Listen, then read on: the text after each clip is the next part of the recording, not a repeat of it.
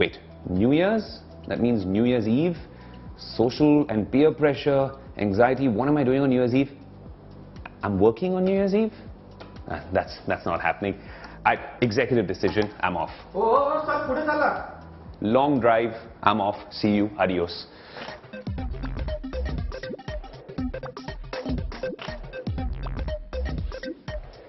Seatbelt on. Now, of course, on the show, you've seen a bunch of EVs since we started this segment, The Electric Experience. We believe in tech today, tech tomorrow, to actually tell you how technology is going to get better over time. And you've seen the Tesla Model 3, the first look on this very network when we got to drive it, an exclusive opportunity. You've also seen the Mercedes EQS Drive, a car we really liked. In fact, that was one of my favorite in terms of tech, but not a very practical option. Even though it's made in India at 1.5 crore, well, that's not everyone's cup of tea or coffee. You've obviously seen the Audi e-trons, the BMW i4s, the iXs. We've done it all on this show. We've taken them up mountains, on racetracks. We've had some good times on Tech Today throughout 2022. But when we're talking about a car which is actually accessible and affordable and kind of cool, this is the most popular EV in India. And I can say this safely, the Tata Nexon EV Max is the most popular car you see out here on Mumbai roads. Every second or third car is a Tata Nexon EV, and the ones who want more range go in for the EV Max, because this is the long-range version of the Nexon EV, and it's fantastic. We've covered a lot of JLR cars on the car from the Tata Group, and there's a lot of cool tech elements which remind you of them. This sort of dial, sport mode works really well. The extra power you get on the battery really does make this maybe a little more than a city car to a bit of a highway car as well. I say that because it comes with a larger battery pack of 40.5 kilowatt hour. It's nearly 10 kilowatt hour more than the standard model, and really under ideal conditions gives a range of 437 kilometers. That's what the company says, 125 kilometers more than the standard Nexon EV. But in our extensive testing, you get 250 to 300 kilometers on this vehicle, regen and everything included, air conditioning being used. And honestly, 250 to 300 kilometers with the plethora of charging options is a great start for an EV, somewhere between 18 to 20 lakh rupees, made in India, and it's a proud flag bearer of the EV revolution and now also of Tech Today's best EV of 2022.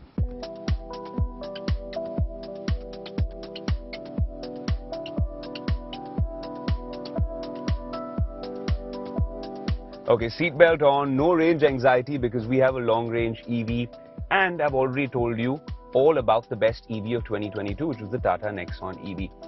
But if you have one of these high-tech cars, and all of the new cars, the modern cars nowadays, are tech-loaded, they need a device at the heart of it to be connected. In the Tata ecosystem of things, it's the Z Connect app, and this particular model comes with all sorts of features. We've shown them to you. You can set a geofence, you can do all sorts of things like control the AC from a distance. You can also see how you've been driving the car, get an analysis report. So for that you need the best smartphone. But which was the best smartphone of 2022? The Pixel 7 and the Pixel 7 Pro, they both come with the new Tensor, and this is the new G2 and a bunch of new features. The answer is simple. It is the Samsung Galaxy S22 Ultra. Boy, oh boy, this is one very good looking phone.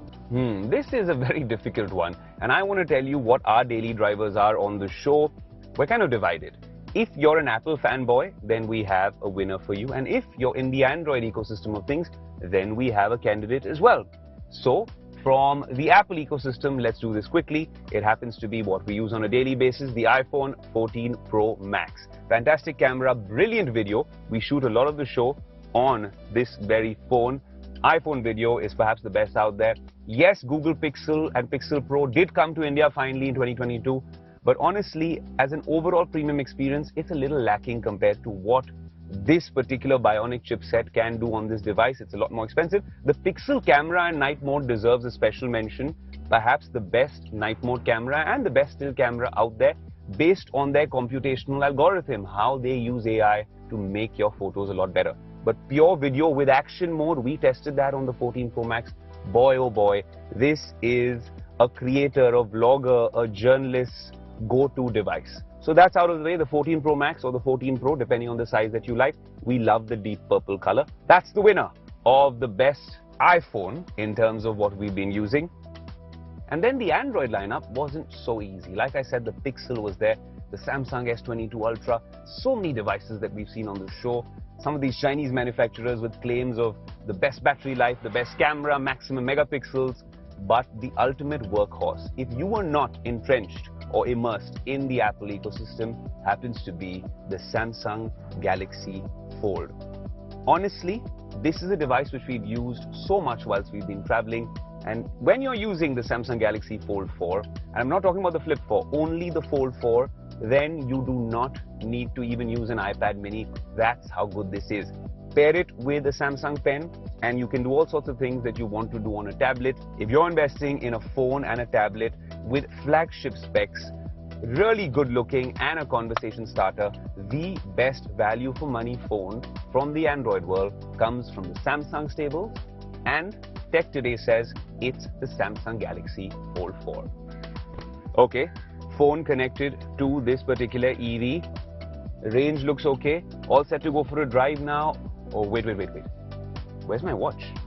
I'm getting old, I'm getting forgetful. I think I've left my watch at the gym. And when I get to the gym, I will also tell you which was the best wearable that we used in 2022. Adios.